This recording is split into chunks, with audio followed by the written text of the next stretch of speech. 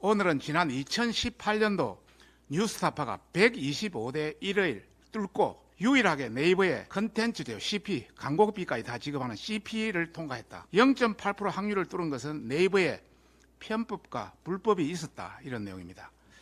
인터넷 신문은 월 100건을 기사를 써야 됩니다. 그런데 뉴스타파는 20건으로 통과됐습니다. 작정하고 대선 공작 가짜 언론 뉴스타파를 특혜로 키워준 것이다, 이런 이야기입니다.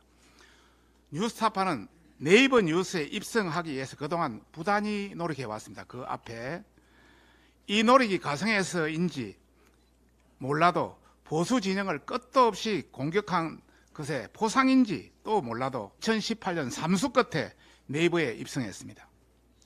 네이버 재평이 소속 단체들이 정치 편향성과 등록 심사의 불공정은 업계에서 이미 소문나 있습니다.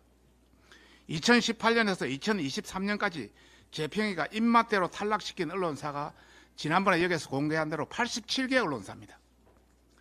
이 중에 연합뉴스 등 9개 언론사는 2021년부터 가처분 신청을 법원에 냈는데 법원에서 인용되기 시작하면서 재평이의 무자비한 퇴출 규정의 부당성이 인정되기 시작했습니다.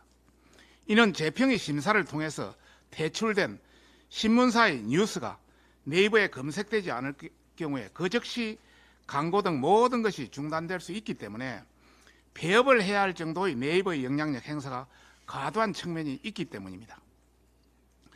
한편 재평이가 2018년 당시 심사한 125개의 언론사 중에 뉴스타파가 광고비 등 최고 혜택을 받는 컨텐츠제요 CP에 유일하게 125대 1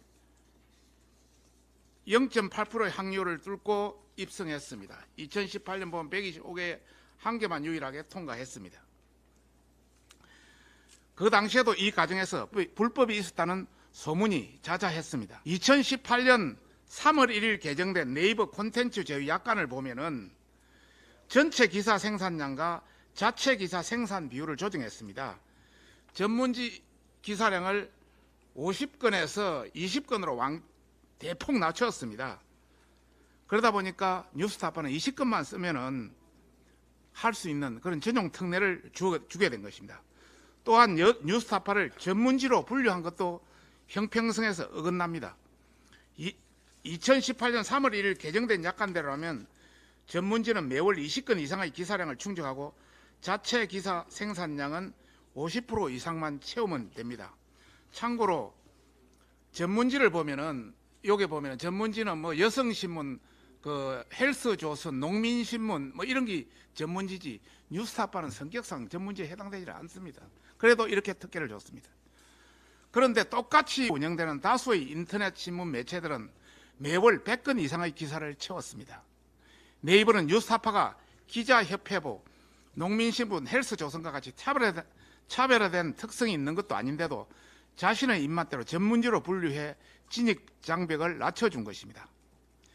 정작 뉴스타파가 참칭하는 탐사보도는커녕 보수 진영 공격 전문지로서의 정파성을 대놓고 드러내고 있으며 법적으로도 전문지라는 분류 기준이 있는 것도 앞에서 보다시피 아닌 것입니다.